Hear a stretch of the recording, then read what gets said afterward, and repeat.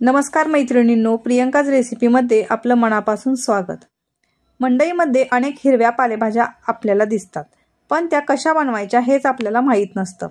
तर मंडईतील अशीच एक भाजी मी तुम्हाला आज करून दाखवणार आहे, ती म्हणजे चंदन बटवा। ही भाजी विटॅमिन ए, लोह, कॅल्शियम, फॉस्फरस ह्या सर्वांनी परिपूर्ण युक्त अशी रानभाजी आहे।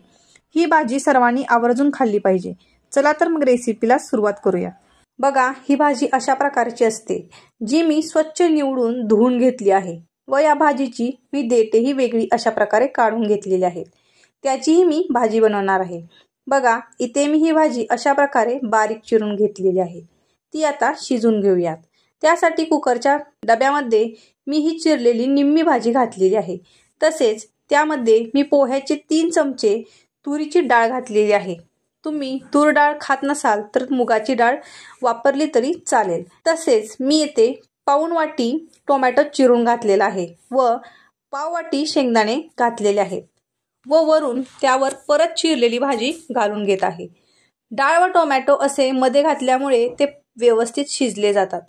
आता ह्यात मी अर्धा ग्लास पाणी घालून ही भाजी शिजवून घेत आहे। बघा, इथे ही भाजी शिजलेली आहे।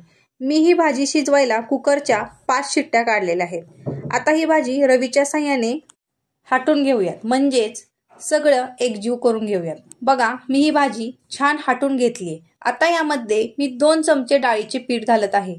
तसेच 2 चमचे शेंगदाण्याचा कूट घालून परत ही भाजी रवीने हाटून घेत आहे। डाळीच्या पिठाने या भाजीला छान घट्टसरपणा येतो, त्यामुळे यामध्ये डाळीचे पीठ घालायचे। आता या भाजीसाठी हिरवं वाटण बनवून घेऊयात।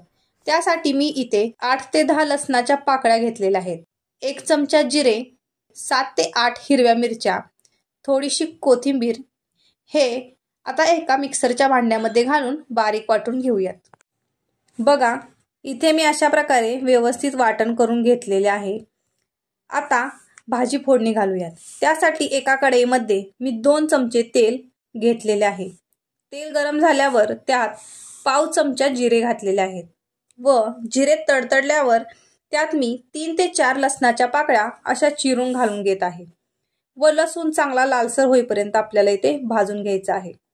लसूण लालसर भाजल्यावर त्यात मी मगाशी वाटलेले वाटण घालून घेत आहे। इथे तुम्ही तुमच्या आवडीनुसार मिरचीचं प्रमाण कमी जास्त करू शकता। हे मिरची चांगली 2 ते 3 मिनिटे भाजून झाल्यावर यात मी पाव चमचा हळद घालून घेत आहे व ते परत व्यवस्थित मिक्स करून घेत आहे। नंतर त्यात हाटलेली भाजी घालून घेऊयात।